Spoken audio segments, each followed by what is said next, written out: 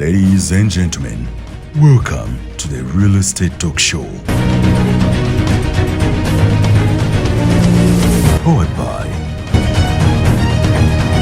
abali ku show the Real Estate Talk Show mbaniriza nate mu programu ya Fendanze muzikuwaga nga Moses Wamala tukyali ku Ebony Villas ya abamanyi wao ne tuli kitende bobojja Entebbe Express Highway bojitako kalo bojiraba bulungi nnyo naye oyingirira mundaawo okulirana Ebony Villas. So njaga tubalambuza ate ennyumba endala eri mu estate eno ndine muganda wange Ivan njagala ate mu bimpimpi tubawe details ez'ennyumba eno ebisingawo byonna eno eri ku decimals meka oba etudde ku bugazi ki?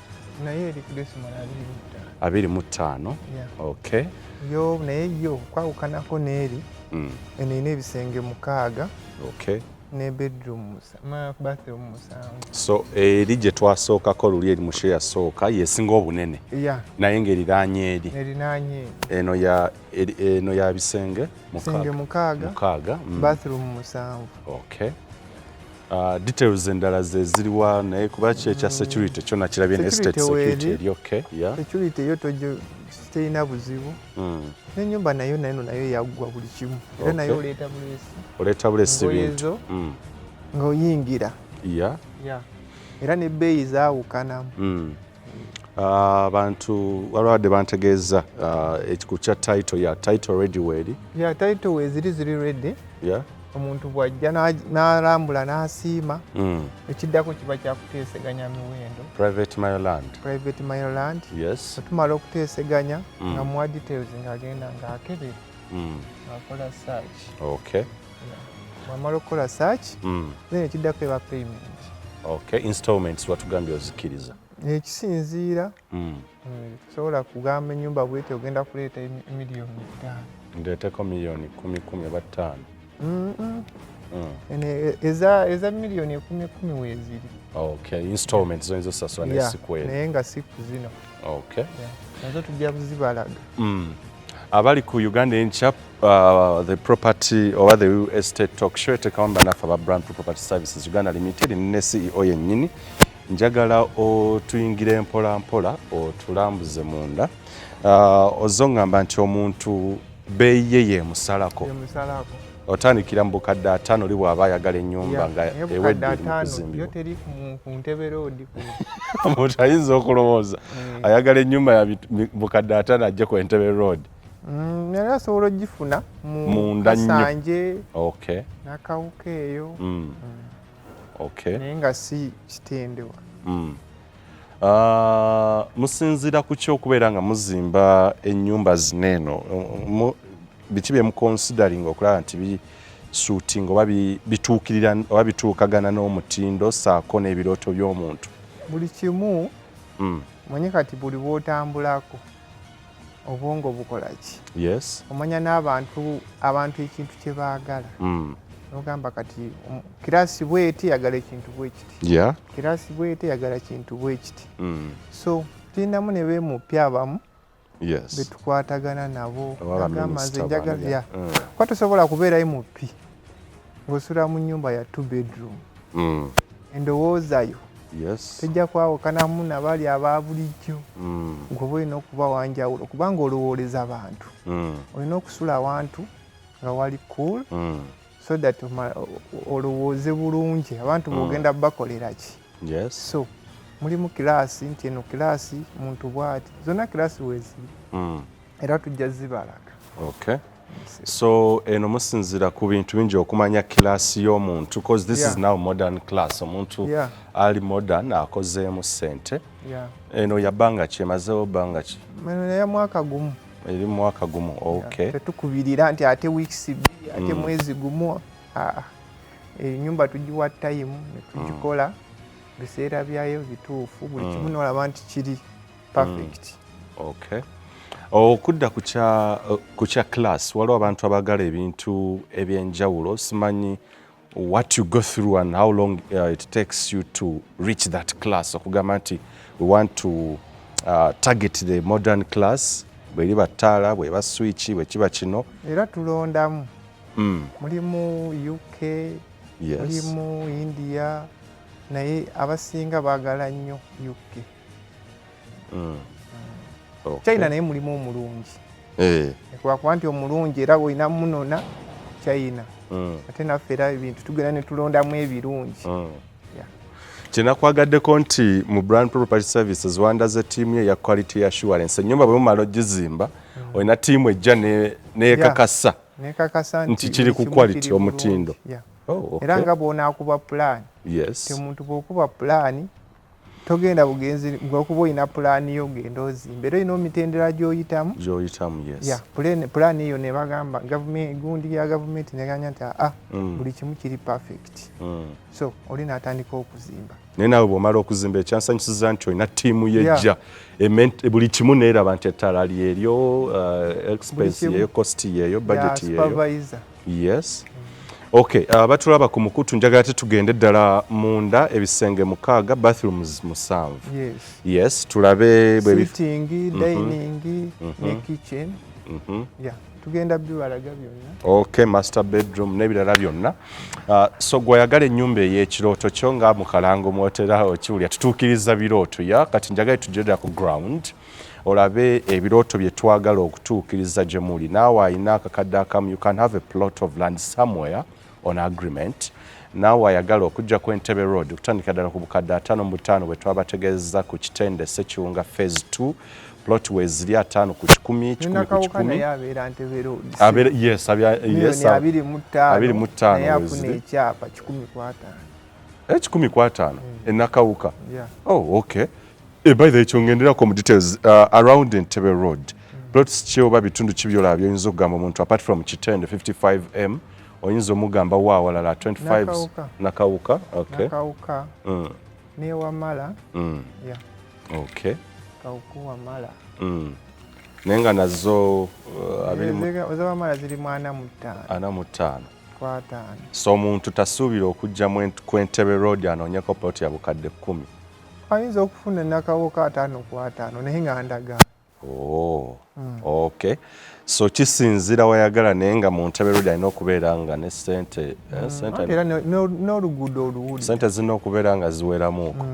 Okay. Ne walala n'ebitundu ebirala tulina okwetooloola kwegamba Uganda yonna. Tutatulaba tutunda ebweru kati ate Uganda. Yes. Ne bw'aba ayagala faamu nga wakulimira ng'ewedde. Nga faamu already mwagi yonna ng'ewedde naye tuzirina. Okay. Kambatwale munda ebirala tujja kubeera nga tubyogera bwetu ne muganda wange Ivan ebikwategana ku Brand Pro ne properties ze tulina.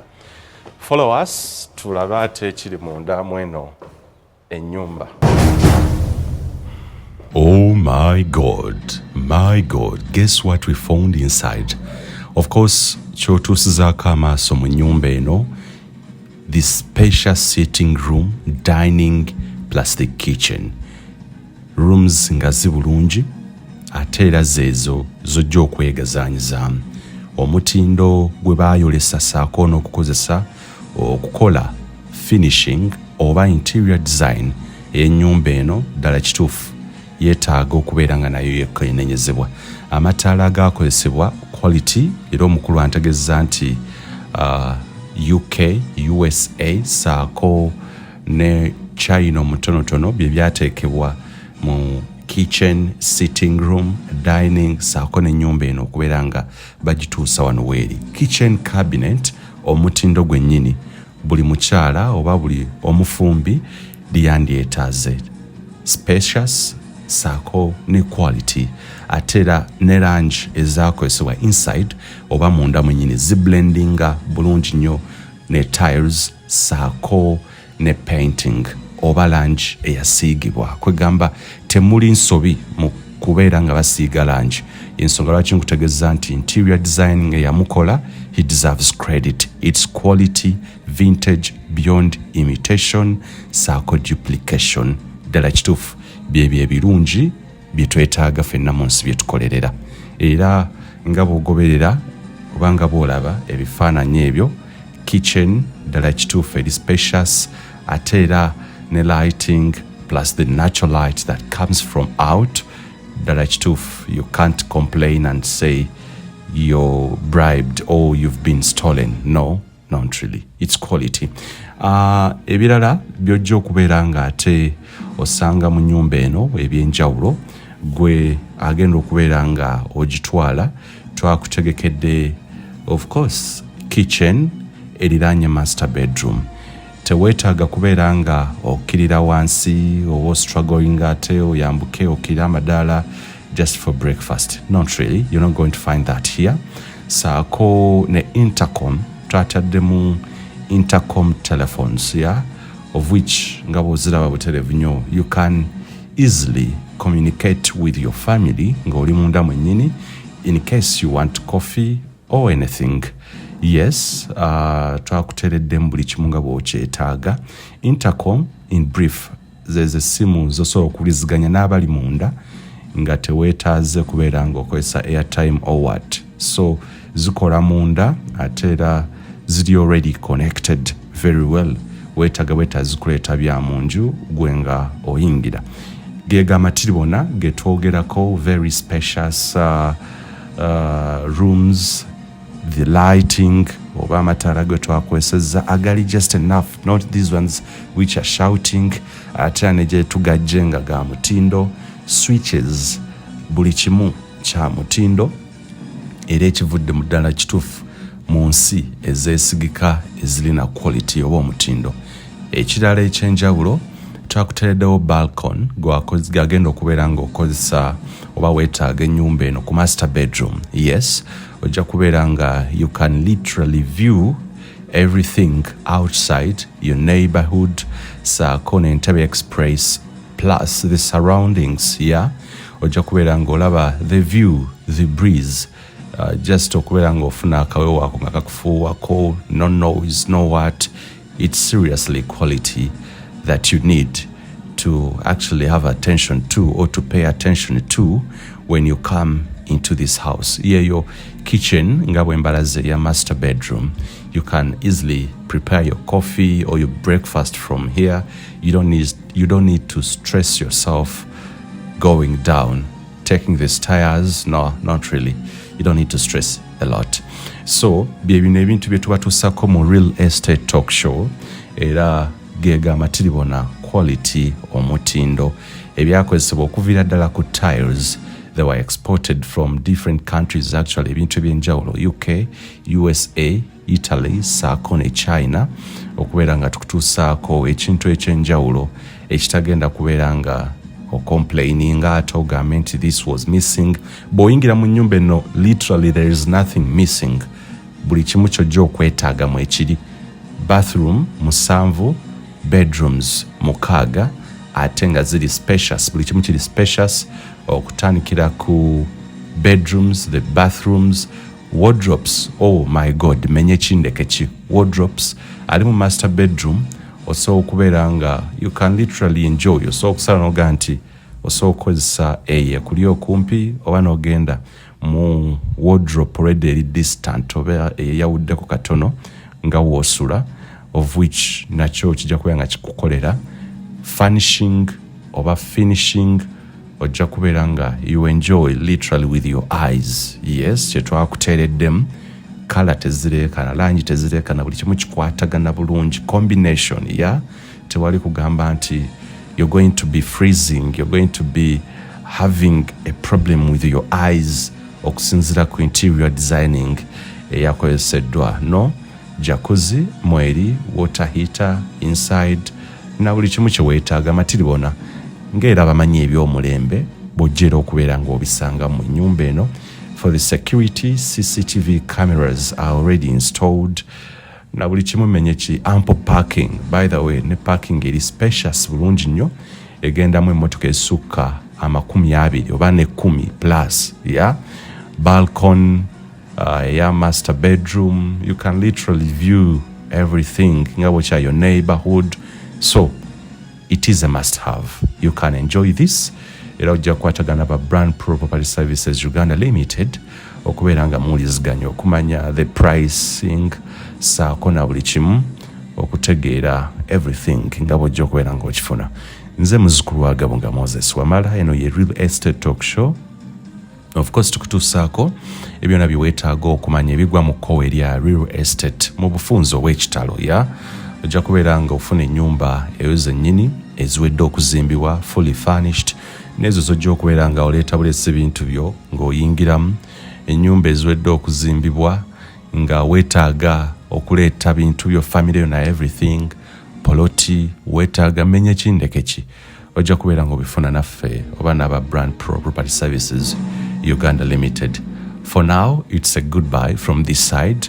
Era bw'obeera ng'oyagadde okwatagana ne Brand Pro z'ennyumba ze contacts zennyini zojja okubeera ng'oyitako so as you can stay in touch n'okutegeera byonna ebisingawo. Akuume atakuumira mpeera. Kankwanjulire aba Brand Pro Property Services Limited abeegulidde erinnya mu kutuukiriza ebirooto by'abantu ebyekuusa ku ttaka. Bagula wamu n'okutunda ettaka n'amayumba ku buli luguudo lwa Uganda wamu n'okwetooloola ensi yonna mu mawanga agatali gamu nga USA, India wamu ne Bungereza. Tulina estates eziwedde okuzimbibwa. Gano makula bukula weegulire ennyumba ey'ekirooto kyo olwaleero ku bbeeyi esoboka. Naawe anoonyeeza okupangisa tuzirina ate tusobola n'okukulaakulanya ettaka amayumba oba estates zo ne zeegombesa buli muntu. Oyagala saveya oba olina ekizibu kyonna nga kyekuusa ku ttaka bitukwase g'osirike. Tusangibwa ku MT House ku maliro ogusooka room 5 ewazana ku Entebbe Road okuliraana ekizimbe kya Muguluma Empire. Osobola okutukubira oba okutuweereza obubaka ku WhatsApp namba zaffe 0773 216 588 oba 0703 824 Note 79 ne ku website www.brandpro.co.ug. ate mwe bankuba kyeyo ebyammwe byateredde anti osobola okugula poloti oba okufuna ennyumba n'okomawo nga buli kimu kiri malidaadi saana. Sebatuka abafera olwaleero ng'okolagana ne Brand Pro Property Services Limited tutuukiriza birooto.